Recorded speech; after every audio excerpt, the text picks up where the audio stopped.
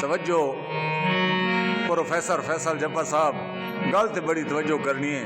जाग बाओ यार इस्माइल भाई, रशीद अमान साहब तवज्जो कराए। कदी सुनदा हम ते हुण वेख लिया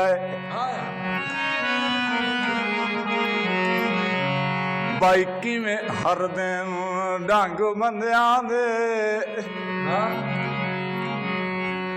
उक्का वक्खो वक्ख हिन पर छावे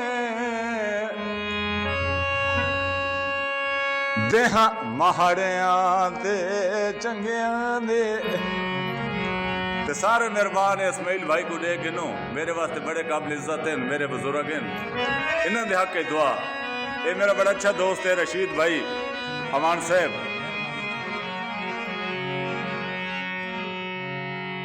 चंगे देहां दी छां ते